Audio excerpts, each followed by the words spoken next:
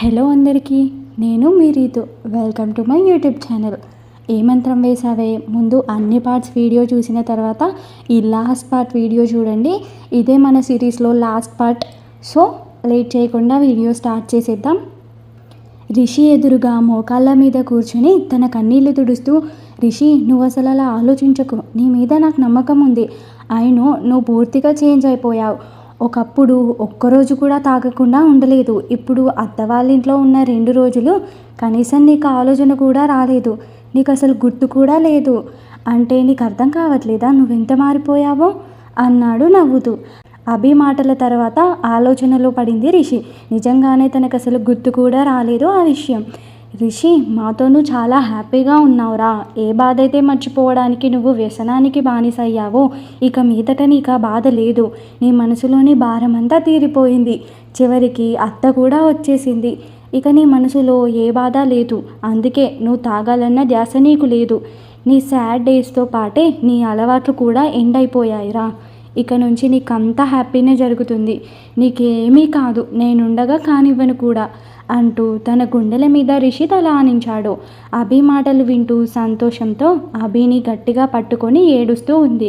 ప్రేమగా తన తలని మురుతూ, ఇందాక తప్పించుకున్నావు, ఇప్పుడు దొరికేశావే అంటూ నెమ్మదిగా చేయి కిందకి జరిపి రిషి నడుం మీద గిల్లాడు గట్టిగా. రిషి ఒక్కసారిగా అదిరిపడి వెనక్కి జరిగి అరవడం మరిచి అభి స్పర్శకి ఉక్కిరి బిక్కిరి అయిపోతూ బిత్తరపోయి చూస్తూ ఉండిపోయింది. రిషి చూపులకి నవ్వుకుంటూ అలాగే నడుం పట్టుకొని కాస్తంత ముందుకు వంగి నడుం మీద ముద్దు పెట్టాడు అభి. ఒక్కసారిగా ఊపిరి ఆగినట్టు అయిపోయి నోరు తెరిచి కళ్ళు మూసుకొని పట్టుకున్న అభి షర్ట్ నలిపేస్తూ ఉంది రిషి. అలాగే నెమ్మదిగా పైకి వచ్చి అదురుతున్న రిషి పెదాలు అందుకున్నాడు అభి. అభి స్పర్శకి మైమరిచి తన ప్రేమని కూడా కలగలిపి జత కలిపింది తమ ఆదర యుద్ధానికి. కాలం కూడా వారికి సహకరిస్తూ వేగం తగ్గించి నిదానంగా నడుస్తూ ఉంది. కాసేపటికి ఊపిరాడక పెదాలు వదిలిన రిషి అభికి కాస్తంత దూరంగా జరిగి సిగ్గుతో ఎర్రబడిన తన మొహం అభి చూపులకి బానిస అయిపోయి పువ్వులా విచ్చుకుంది. 4 రోజుల తర్వాత ఆ రోజు సండే అవ్వడంతో రిషిని వదలట్లేదు దీక్ష. తన కోసమే చూస్తున్న అభికి కంటికి కూడా కనిపించనివ్వకుండా తిప్పుతూనే ఉంది అటు ఇటు. రోజంతా మాటలు చెప్తూనే రిషిని తన గదికి కూడా రానివ్వకుండా చేసింది దీక్ష. డిన్నర్ అయ్యాక కూడా టెర్రస్ మీదకని తీసుకుని వచ్చి వాగుతూనే ఉంది, రిషికి కూడా బోర్ వచ్చేంతలా. కానీ దీక్ష కాబట్టి నవ్వుతూ వింటూ ఉండిపోయింది రిషి. రిషి కోసమే పడిగాపులు కాస్తున్న అభి కాలు కాలిన పిల్లిలా గదిలోనే అటు ఇటు తిరుగుతూ ఉన్నాడు. కానీ ఎంతకీ రిషి రావట్లేదు. రిషి కోసమని తన ప్లాన్ ప్రిపేర్ చేసి రెడీగా పెట్టుకున్నాడు. కానీ ఎంతసేపటికి రిషి రాకపోయేసరికి తన ప్లాన్ ఎక్కడ ఫ్లాప్ అవుతుందోనని డిసప్పాయింట్గా అటు ఇటు తిరుగుతూ వెయిట్ చేస్తున్నాడు. కాసేపటికి దీక్ష రిషిని చూస్తూ, సరే వదినా, ఇక పడుకుందాం.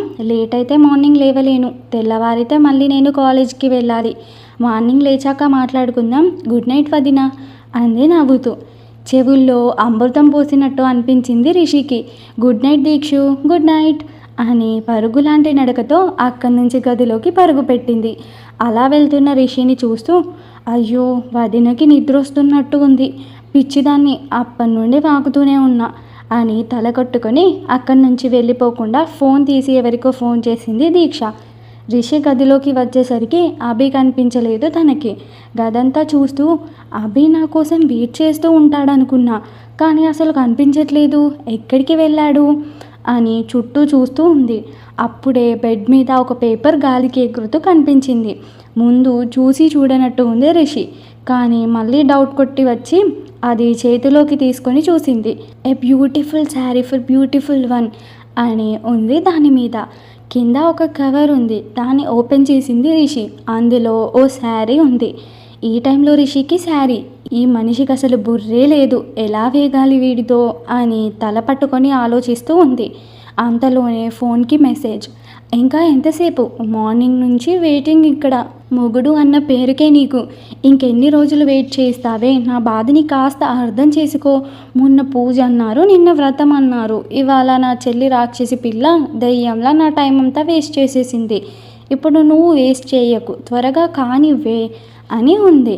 రిషి నవ్వుకొని, ఎక్కడున్నావురా మొగుడా, beautiful sari for beautiful one అంటే సరిపోదు, ఆ బ్యూటిఫుల్ వన్కి అంతే బ్యూటిఫుల్గా చీర కట్టుకోవడం కూడా వచ్చి ఉండాలి. నీకోసం అత్త దగ్గర తిప్పలు పడితే కడుతుంది రోజు, ఇప్పుడు వెళ్ళి అడగనా మరి అంది నవ్వుకుంటూ. అంత మంచి ఛాన్స్ ఇస్తానంటే ఏ పిచ్చోడైనా వదులుకుంటాడా? వెనక నుంచి గొంతు వినిపించి వెనక్కి తిరిగింది రిషి. అభి వచ్చేసావా, మిస్ యూ అంటూ పరుగున వెళ్ళి తనని గట్టిగా హగ్ చేసుకుంది. మిస్ యూ టూ అని అభి కూడా అంతే గట్టిగా పట్టుకున్నాడు. మార్నింగ్ నుంచి ఇప్పటికే ఇంత మిస్ అయ్యావారా నన్ను అంది రిషి అలాగే పట్టుకొని నవ్వుతూ. నువ్వు కూడానా అన్నాడు తను అలాగే. అంది నవ్వుతూ. వెంటనే రిషిని వదిలి గబాలున్న తనని దూరం జరిపి శారీ ఎక్కడా అన్నాడు ఎగ్జైటింగ్గా. చేతిలో కవర్ తీసి అభి చేతిలో పెట్టింది రిషి. సరే పట్టు కట్టేస్తా అన్నాడు కవర్లో నుంచి శారీ బయటికి తీస్తూ. శారీ షాప్లో పనిచేసే నాకే శారీ కట్టుకోవడం రాదు, నువ్వు నాకే శారీ కడతావా అంది నడుం మీద చేతులు పెట్టుకొని చూస్తూ. హలో మేడం, అభి ఇక్కడ, ది గ్రేట్ అభినవ్, తక్కువ అంచనా వేయకు నన్ను అంటూ బిల్డప్ ఇస్తూ కమాన్ యార్ అని శారీని సెట్ చేస్తూ ఉన్నాడు. తమరికి బాగా ప్రాక్టీస్ ఉన్నట్టుందే అంది చేతులు కట్టుకుంటూ. ఊళ్ళో లేడీస్ అందరికీ నేనే కదా చీరలు కట్టేది, అందుకే బాగా ప్రాక్టీస్ అయ్యింది అన్నాడు వెటకారంగా. అంది రిషి మరింత వెటకారంగా. ట్రై చేస్తానే, ఇదేమైనా బ్రహ్మ విద్య ఏంటి? నీది నీకు కష్టమే, కానీ నేను నీకు కడితే ఈజీగానే ఉంటుంది, బాగానే వస్తుంది చూడు అన్నాడు ఎగ్జైట్ అయిపోతూ. రిషి సిగ్గుపడుతూ అభి ఇప్పుడు ఇది అవసరమారా అనగానే అవసరమే, నువ్వు గప్చుప్గా నిలబడు అన్నాడు తను వియర్ చేసిన శారీ తీసేస్తూ. అభి ఒక్కసారిగా గట్టిగా అరిచింది రిషి. ఉలిక్కిపడి ఏమైంది అన్నాడు అభి. నేను కట్టేసుకుంటా, ఇలా ఇవ్వు, అది నువ్వు వెళ్ళి ఇక్కడి నుంచి అంది కంగారుగా.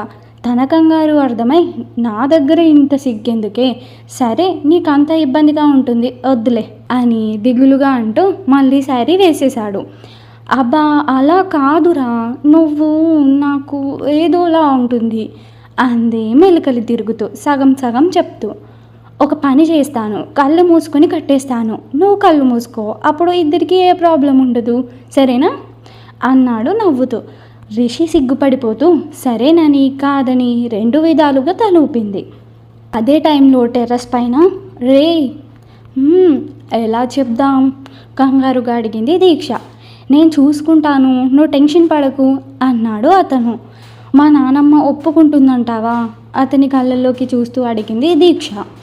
మా అమ్మమ్మ ఖచ్చితంగా ఒప్పుకుంటుంది, నేను ఒప్పిస్తాను కదా దీక్ష ఒడిలో పడుకున్న చోటు అన్నాడు నిదానంగా. నువ్వు ఒప్పించేసరికి నానమ్మ నాకు వేరే పెళ్లి చేయకుండా ఉంటే చాలు, మన పెళ్ళికి మాత్రం అందరినీ ఒప్పించే బాధ్యత నీదేరా అంది దీక్ష. ఎన్నిసార్లు చెప్తావే రామ, నేను చూసుకుంటా అని చెప్పాను కదనే, రేపే ఇంట్లో అందరితో మాట్లాడదాం అన్నాడు దీక్ష వేళ్ళతో ఆడుకుంటూ. అయితే మన పెళ్ళికి మ్యాచింగ్ వేసుకుందాం ఎగ్జైట్ అయిపోతూ అంది దీక్ష. వేసుకుందాం అన్నాడు నవ్వుతూ. ఏ కలర్ వేసుకుందాం మళ్ళీ అడిగింది దీక్ష. నీకు ఏ కలర్ ఇష్టం చెప్పు, అదే వేసుకుందాం అన్నాడు చోటు. నా ఫేవరెట్ కలర్లో కాదు కానీ రెడ్ అండ్ ఎల్లో కాంబోలో వేసుకుందాం అంది నవ్వుతూ. సరే అలాగే వేసుకుందాం అన్నాడు చోటు కూడా నవ్వేస్తూ. మొత్తం చీర కట్టేశాడు అభి. టైం కాని టైంలో మా ఆయన గారికి విచిత్ర కోరికలేంటో నాకు అర్థం కావట్లేదు అంది రిషి కుర్చీలు సెట్ చేస్తున్న అభి వంక చూస్తూ. ప్రస్తుతానికి టైంతో పని లేదు నాకు, నా పెళ్ళాంతోనే పెద్ద పని ఉంది అన్నాడు నవ్వుతో పైకి లేచి. అయిపోయిందా ఇంకా ఏమైనా ఉందా అని రిషి అడగగానే ఇంకా మొదలే పెట్టలేదు, అప్పుడే అయిపోయిందా అని అడుగుతున్నావా అని అమాంతం రిషిని వెనక నుంచి చుట్టుకొని ఇప్పుడు చూడు ఎంత ముద్దుగా ఉన్నావో అన్నాడు ముద్దు పెట్టేస్తూ. రే నీ ఓవర్ యాక్షన్, ఇంతకు ముందు కూడా నేను చీరే కదా కట్టుకున్నాను అంది రిషి. ఇప్పుడు నేను కట్టాను కదే, మొగిడి చేత చీర కట్టించుకునే అదృష్టం ఎంతమందికి ఉంటుంది చెప్పు అన్నాడు రిషి కురులు ముందుకు వేసి మెడవంపుల్లో ముద్దులు కురిపిస్తూ. ఛీ నీకు అసలు సిగ్గు లేదురా అంది రిషి సిగ్గుపడిపోతూ. నా పెళ్ళం దగ్గర నాకెందుకు సిగ్గు అని నవ్వుతూ జేబులోంచి ఫోన్ తీసి ఫొటోస్ తీశాడు ఇద్దరిని. రిషి నవ్వుతూ ఫోజ్ పెట్టగానే నా పెళ్ళంతో ఫస్ట్ ఫోటో అని అభి కూడా నవ్వుతూ పోజెస్ పెట్టి చాలా ఫొటోస్ తీసిన తర్వాత ఫోన్ తీసి పక్కన పెట్టేశాడు. చాలా హ్యాపీగా ఉందిరా, నీతో ఇలా టైం ఇక్కడే ఆగిపోతే బాగుండు అనిపిస్తుంది అంది అభి చేతులు గట్టిగా పట్టుకుంటూ. అప్పుడే ఆగిపోతే ఎలా, కాసేపు అయ్యాక ఆగిపోమ్మను అంటూ గబాలిన రిషిని ఎత్తుకొని బెడ్ దగ్గరికి తీసుకొచ్చి పడుకోబెట్టాడు. సిగ్గుతో చీరని గట్టిగా పట్టుకొని నలిపేస్తూ ఉంది రిషి. నెమ్మదిగా తన మీదకి వచ్చేస్తూ నడుం దగ్గర చీరను పక్కకు తప్పించి నాభి మీద ముద్దు పెట్టగానే అభిస్పర్శకి పులకరించిన తన జుట్టులోకి వేలు దూర్చి కళ్ళు మూసుకొని ఉండిపోయింది రిషి.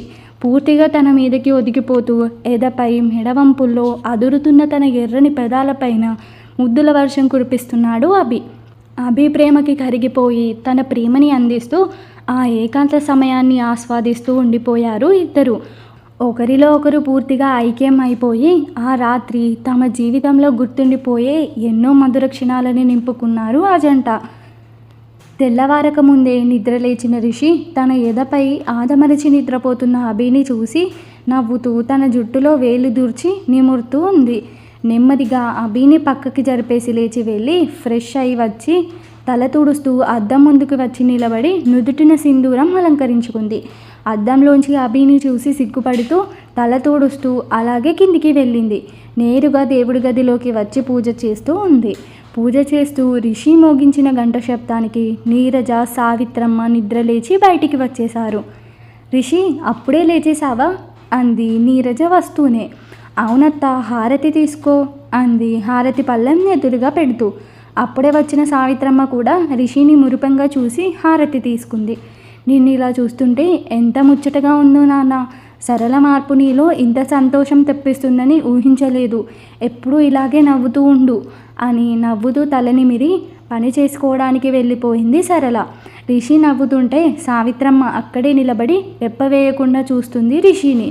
రిషి ప్లేట్ పక్కన పెట్టేసి సావిత్రమ్మని గట్టిగా పట్టుకుంటూ, ఏంటే అమ్మమ్మ అలా చూస్తున్నావు, దిష్టి పెడతావా ఏంటి నాకు అంది నవ్వుకుంటూ. నా బంగారు తల్లి మహాలక్ష్మి, నిజంగానే నా దిష్టే తగిలేలా ఉంది, అంత ముద్దుగా ఉన్నావు అంది ముద్దు పెడుతూ. రిషి కూడా నవ్వుతూ ముద్దు పెట్టింది సావిత్రమ్మకి. బ్రేక్ఫాస్ట్ చేస్తుండగా రిషి కొసరి కొసరి వడ్డిస్తుంది అభికి. దీక్ష సైగ చేస్తుంది చోటుకి పెళ్లి గురించి మాట్లాడమని. కాసేపటికి ఎలాగో అలాగా ధైర్యం చేసి నోరు విప్పాడు చోటు. అమ్మమ్మ, తాతయ్య, అత్త, మామ, అక్క, బావ అందరూ నేను చెప్పేది ఒకసారి జాగ్రత్తగా వినండి అనగానే అందరూ సైలెంట్ అయ్యి చోటుని చూస్తూ ఉన్నారు ఏం చెప్తాడా అని. అందరూ ఒకేసారి చూసేసరికి గబాలున్న తల దించేసి, అది ఏంటంటే మరేమో నేను దీక్ష పెళ్ళి చేసుకుందామని అంటూ తను చెప్పడమే ఆలస్యం. ఇంట్లో అందరూ కలిసి పగలబడి నవ్వుతూ ఉన్నారు ఇద్దరిని చూసి. దీక్ష, చోటు మాత్రం తెల్ల మొహాలు వేసుకుని చూస్తున్నారు అందరినీ. నేను చెప్పానా ముందే అని గట్టిగా నవ్వేసింది సావిత్రమ్మ. హో షిట్, ఇంతలా ఎందుకు నవ్వుతున్నారు అందరూ అని టెన్షన్తో ఒకరి మొహం ఒకరు చూసుకుంటూ ఉన్నారు చోటు, దీక్ష. రే పొట్టోడా, దీక్షు బంగారం, మీరేం టెన్షన్ పడకండి, మీ పెళ్ళి మా అందరికీ ఇష్టమే అంది రిషి ఇద్దరిని చూసి నవ్వుతూ. ఇద్దరూ ప్రశాంతంగా ఊపిరి పీల్చుకున్నారు. చోటు కాస్తంత కంగారుగా చూస్తూ, అక్క నిజంగానా, మరి ఎందుకు నవ్వుతున్నారు అందరూ అని అడిగాడు. చోటు, మేము కూడా మొన్న ఈ విషయమే మాట్లాడుకున్నాం, మీ ఇద్దరికి పెళ్లి చేయాలని, అందుకే నవ్వుతున్నాం అంతే అన్నాడు అభి గట్టిగా నవ్వేస్తూ. ఆ మాట వినగానే ఇద్దరూ సిగ్గుతో మొహం దాచేసుకున్నారు. రిషి గట్టిగా నవ్వుతూ అభి పక్కకి వచ్చి తన బుగ్గ కొరికేసింది గట్టిగా. అభి నోరు తెరిచి బుగ్గ మీద చేయి పెట్టుకుని చూస్తుంటే, మొన్నటి దానికి రివెంజ్ రా మొగుడా అని పళ్ళు పటపట కురుకుతూ గట్టిగా నవ్వేసి అందరి ముందే అభి మెడ చుట్టూ చేతులు చుట్టేసి హక్ చేసుకుంది. ఈవినింగ్ అభి ఇంటికి వచ్చేసరికి రిషి బెడ్ మీద కూర్చొని బిజీగా ఏదో మాట్లాడుకుంటూ ఉంది. అభి వెళ్ళి సైలెంట్గా వెనక నిలబడి చూస్తున్నాడు తనేం చేస్తుందా అని. ఏ మంత్రం వేశాడే వీడు, ఎలా ఉండే నన్ను ఎలా మార్చేశాడు, ఒక్కరోజు కూడా ఉండలేదు ఈ రిషి తాగకుండా, అలాంటి నన్ను వీడు దాని మొహం కూడా చూడకుండా చేసేశాడు. హ్యాపీ ఫీజ్ మహిమ అనుకున్నా, కానీ కాదు, వీడే ఏదో చేసేశాడు. ఇప్పుడు ఆ ఆలోచనే నా మైండ్లోకి రావట్లేదు. ఇలా ఎలా చేసేశాడు అసలు, వాటి మాటలతో ఏదో మంత్రం వేసేశాడు నాకు అని తనలో తానే మాట్లాడుకుంటూ ఉంది. తన వెనకే కూర్చుని నెమ్మదిగా రిషిని గట్టిగా పట్టుకున్నాడు. అది అభి అని అర్థమై తన మీదకి ఒరిగి కూర్చుంది రిషి. అభి నవ్వుతూ, ఏమంటున్నావే, నేను నీకు మంత్రం వేశానా అని అడిగాడు. హా అంది రిషి కూడా నవ్వేస్తూ. నేను కాదే, నువ్వు వేశావు మంత్రం నాకు. మొదటిసారి నీ తిట్లతో నీ భాషతో నా చెవులకి మంత్రం వేశావు. రెండోసారి నా చెవిని నీ ఎదపై పెట్టుకొని నీ ఫీలింగ్స్ అన్నీ తెలిసేలా చేసి నా ఫీలింగ్స్కి మంత్రం వేసేసావు. పండగ రోజు హాఫ్ శారీ వేసుకుని నా కళ్ళకి మంత్రం వేసేసావు. నిన్ను తిట్టి నేను బాధపడేలా చేసి నా హార్ట్కి మంత్రం వేసేసావు. టోటల్గా నీ మాయలో నన్ను పడేసి పెద్ద మంత్రమే చేశావు నాకు. ఇంకా నేను వేశానంటున్నావా అన్నాడు రిషిని తన వైపు తిప్పుకుంటూ. నవ్వుతూ అభి మీద పడిపోయి, అవును నువ్వే నాకు మంత్రం వేశావు, లవ్ యూరా అంటూ ఉదయం తను కొరికిన చోటే గట్టిగా ముద్దు పెట్టింది రిషి. ఇదిగో ఈ మంత్రమే కదా నన్ను పిచ్చోని చేసేసింది అని అభి అంటుంటే తన చెయ్యి తీసి అభి నోటికి అడ్డు పెట్టి, షటాప్రా నీ అబ్బా అని నవ్వుతూ చెయ్యి అడ్డు తీసేసి అభి పెదాలు అందుకుంది రిషి. పూర్తిగా రిషితో అల్లుకుపోయాడు అభి. శుభం. అందరికీ ఈ స్టోరీ నచ్చిందని నేను ఆశిస్తున్నాను. ఇది మన ఏమంత్రం వేసావే స్టోరీలో లాస్ట్ పార్ట్. ఈ వీడియో నచ్చితే లైక్ చేసి షేర్ చేసి కామెంట్ చేయడం మర్చిపోవద్దు. ఇలాంటి మరిన్ని స్టోరీస్ కోసం నా ఛానల్ని సబ్స్క్రైబ్ చేసుకొని ఎప్పుడూ నాకు సపోర్ట్ చేస్తూ ఉంటారని ఆశిస్తున్నాను. Bye bye.